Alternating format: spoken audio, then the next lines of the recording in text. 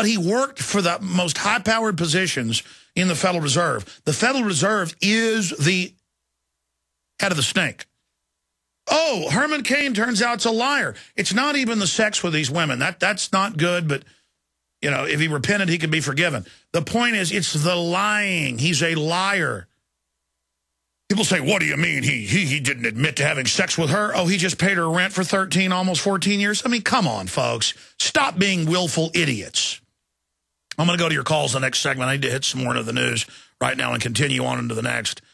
It's just incredible. The New York Daily News is reporting that Lenora Zimmerman, outraged as TSA denies it strip searched the 85-year-old Long Island grandmother. And they came out and denied it last week, but didn't give the details. Now they've said it's not a strip search, it's the procedure. That's like shooting someone in the head and saying, I'm not shooting you in the head, it's a procedure. Or I'm going to chop your head off. It's not a murder, it's surgery. Again, it's all these games. How many times they say last year and this year, TSA will no longer grope children under 12, but it continues. It's just a lie, a lie. They train you to just accept their lies. And now another woman's come out. Another elderly woman says she was exposed at Kennedy Airport. Lenora Zimmerman, 85, was angry and embarrassed after she claimed strip search at Kennedy Airport. I love how people last year were claiming they were going in their pants. And the TSA said, we are not doing that. And then all these hundreds of videos got released. I mean, they lie to you. Of course they take you in that room and strip search you. That's the next phase. And public gets mad and they say, we're not doing that. It's a military tactic to use against an enemy. They've had Northcom a long time. The globalists list us as the enemy. And you know who the #1 enemy is? Returning veterans. If they can't hire you to be a cop and get all macho with the public, you're listed as an enemy. Incredible. Now another woman in her 80s at the very same terminal says she was exposed one day before, and it goes through it. And all these witnesses are coming out now. I mean, I've always thought, what am I going to do if they try to drag me behind closed doors? You know, TSA's killed a few people. Have you seen that? They said one woman choked herself on the handcuffs that were behind her back. Yeah, only Houdini could do that. Here's another one. Fear of second Obama term spurs record gun sales. Single-day firearms purchases hit all-time high. Paul Joseph Watson, Infowars.com. Barack Obama, of course, is getting in a lot of trouble for going on a 17-day vacation as America falls apart. People are saying, why? Because he doesn't run anything. He reads off a teleprompter. He's done his job, gave you false hope. Here comes Newt Gingrich. I mean, can you imagine? Can you imagine Herman Cain endorsing Newt Gingrich? I mean, what a joke. A liar endorsing him as if that has value. And Newt Gingrich, a guy who is for socialist health care, carbon taxes, open borders, an end to the family, global government. And he's the front runner. By the way, they can't ignore now, Ron Paul is the second in place behind Mitt Romney, but it's just a minor footnote. Okay, in most of the polls, Ron Paul's #2, still can't win. Because they said so. Because they tell you what can happen. They tell you when the TSA sticks their hands down your wife's pants or grabs her breast, it's not groping. And when we make an 85-year-old lady who can't get out of a wheelchair take her pants and panties off, or make somebody take a Depends diaper off and grab their genitals, it's not sexual assault. Because we, the government, said so. They play these games with people. I'll get into Iran and a lot more coming up. That's the big news. Stay with us. You are listening.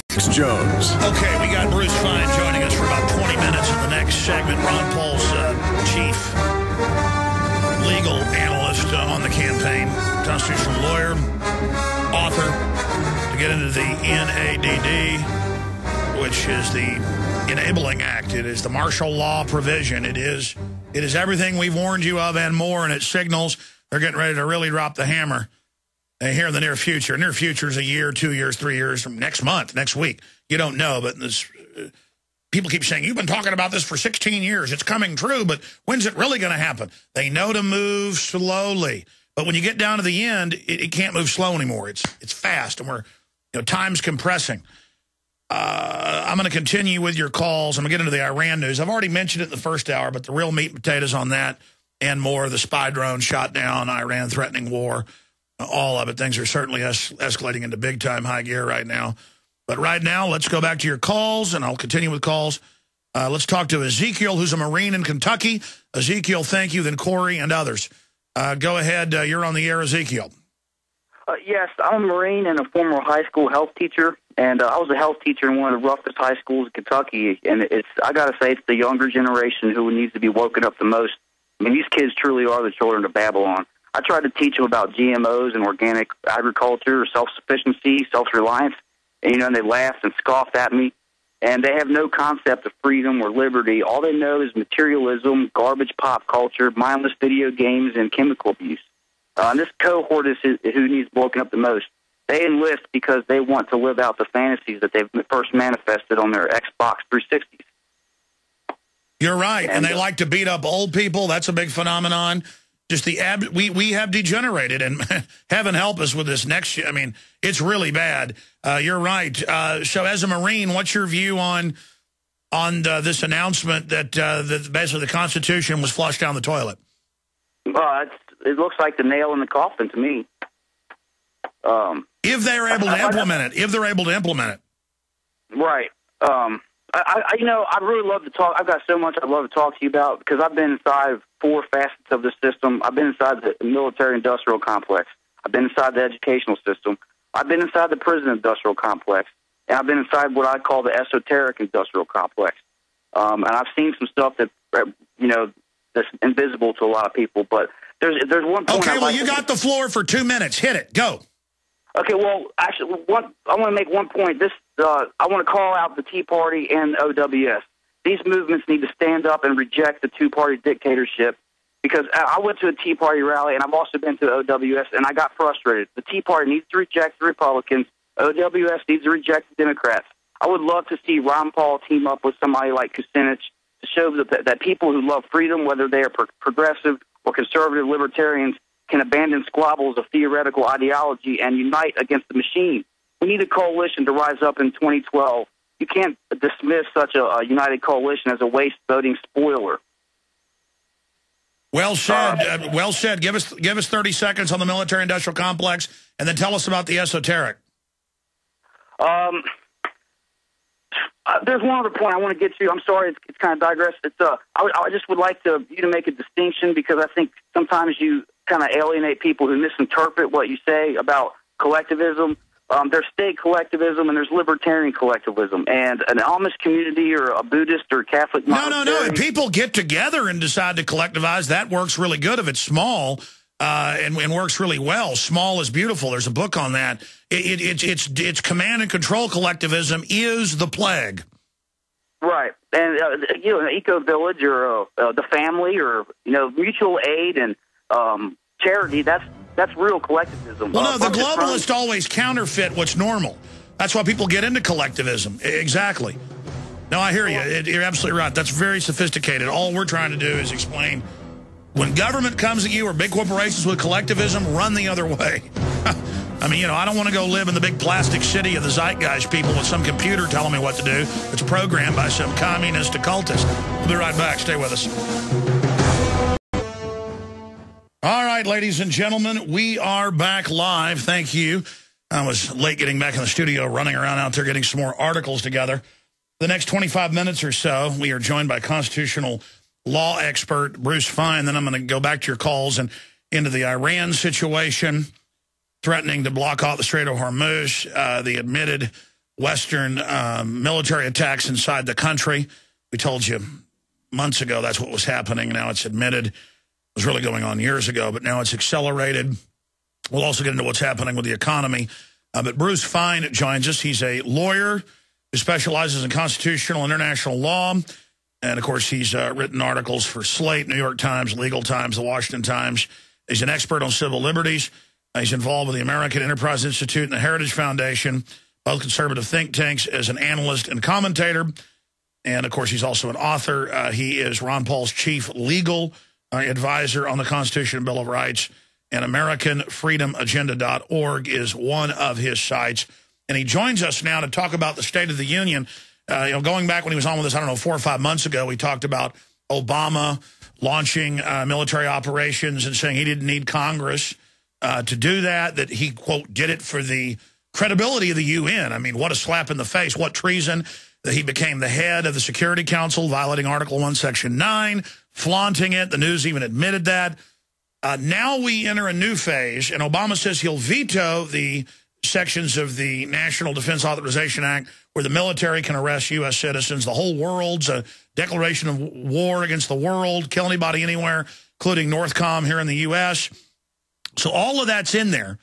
But Obama came out and said, I may not sign it because I'm the president and I have that authority to kill citizens outside of law or courts or anything, anywhere in the world. So I don't need Congress. So the media tried to spin it as, oh, Obama's for the Bill of Rights, Constitution.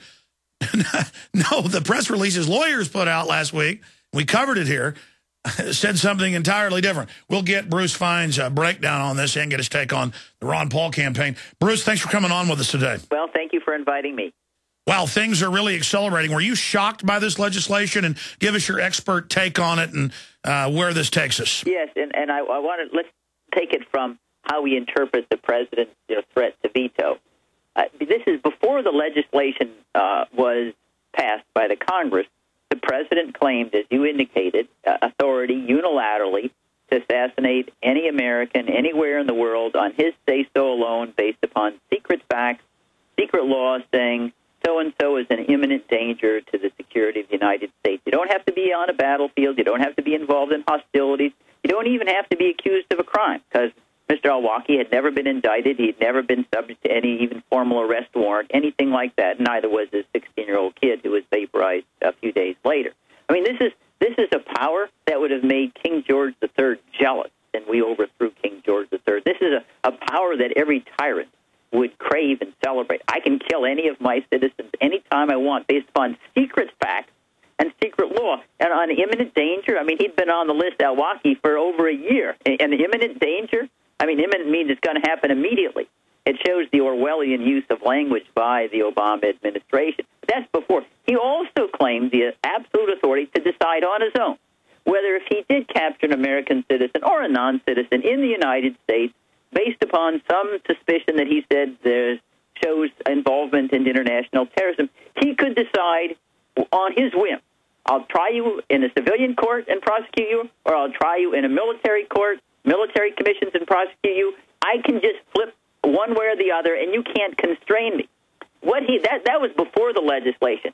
So what he objected to in the legislation wasn't the idea that no president should have this omnipotent authority.